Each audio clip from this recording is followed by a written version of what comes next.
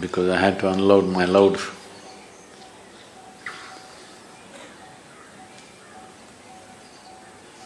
Now it's now I'm able to be hardly here. On one level, in one way, the spiritual process means to become like a mountain, stable, still. Because it's only when somebody has a very stable base, many things can be done.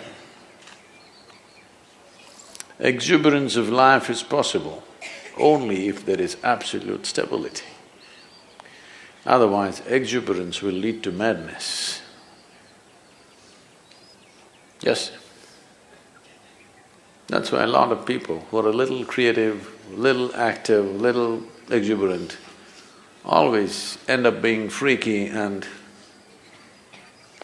nearly insane. Because without stability, you cannot have a dance going. This is why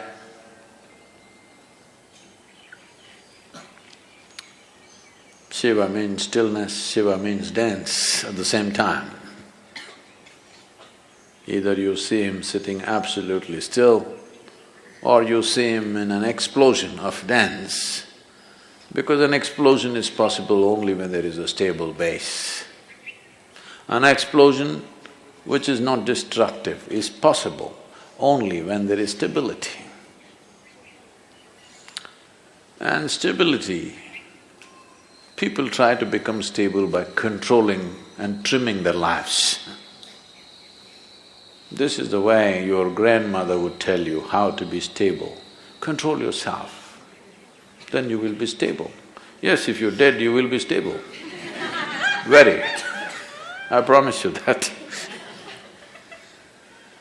So normally, people who talk about stability are all constipated existence. You know what's constipation? That means it happens little by little.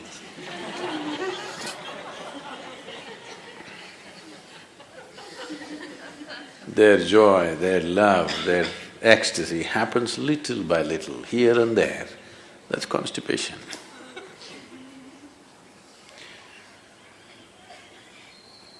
So, stability is not because you have trimmed your life down or pruned it down to minimal and you're stable. That's of no consequence. Stability because you see everything utterly clearly. That is why when we say Adiyogi, we're talking about stability, at the same time an exuberant dance. This is possible only because he has more than two eyes, not necessarily three, more than two. That means he sees much more than most people ever see. Because he sees much, much more, able to be stable. If you see only one part of it, you cannot be stable. So the entire effort is to see better. Darshan seeing, you know. The entire culture has always been talking about it. You go to temple not for sending petitions, but for darshan, to see better. Fundamentally, why people are not able to see what is there with life is simply because identifications with so many things. Starting with the body, the identifications have gone into so many things. The moment you identify with something, your entire mind understands that it needs to be protected and just works for that. So how do I break my national identity, my religious identity, my racial identity? You don't have to go like this. If you break your identification with your own body, it's gone. Everything is gone because everything is rooted in that. Everything is just an amplification of your identification with the limited boundaries of your own body. The moment you get identified with this, rest of the identification is only multiplication. And it multiplies pretty rapidly. The more successful you are with whatever you're doing, you will multiply much faster. And you will be able to see less and less as your identities grow. The drama, the psychological drama raises in crescendo, won't allow you to see anything. Your own thoughts and emotions will drown you. Unfortunately, the world has been constantly pushing people to believe that what's happening in your mind is very important. I've been trying to convince the world what's happening in your mind is just trash. No, Sadhguru, I'm thinking about God, that is also trash.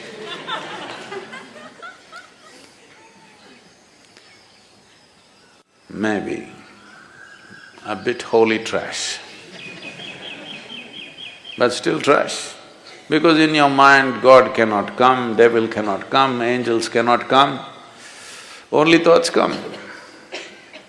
It's a fool who identifies one thought as sacred, another thought as something else. Thought means something that's not real right now. Thought means old garbage is festering in your mind.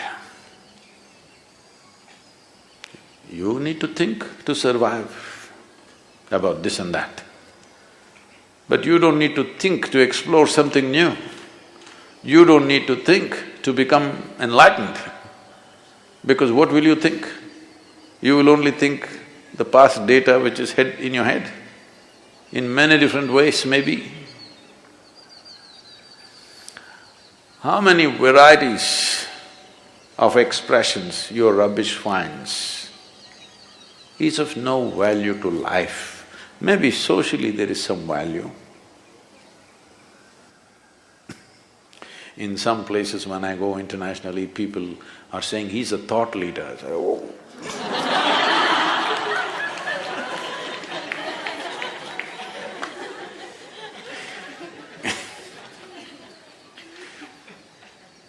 No thought in my head. So seeing clearly, seeing everything, that your vision is not obstructed by yourself. If this one thing happens, stability will happen. Exuberance, you don't have to worry because that's the nature of life itself. Everything is exuberant. Stability it takes to allow exuberance to happen. Otherwise, you keep curtailing your exuberance because it hurts when it's out of balance. If you're out of balance and you move at a certain speed, you're going to hurt yourself. Whether you're riding a bicycle or you're riding the cosmos, if you're out of balance and you attain speed, you're going to hurt yourself very badly. So balance is very important, and balance that comes out of curtailment is not balance, that's, packaged death. Yes, you package death in a certain way and it looks very decent and dignified because dead are always very dignified. Have you seen this? They never did anything indecent, did they? So essentially, everything is rooted in the clarity of vision, and that'll not come unless there's some distance between what is me and what is my body. If this distance is not there, then multiplication of identities will just… it's an inevitable consequence. Vision. If you pay attention to these mountains, you should go crazy every day. Though I carried it for my entire lifetime, still I go crazy looking at it. Either you're not seeing it, or you're looking at it and not seeing it. Once Shankaran Pillai came to Isha Yoga Center and said he wants to stay in a room which has the spectacular view. So after thinking, the reception put him in the Chitra block. Next day morning, he woke up and he complained, "I asked for a room with a view. Why did you put me here?" They tried to explain, "This is the room with the best view." He said, "Where is the damn view? The mountain is in the way."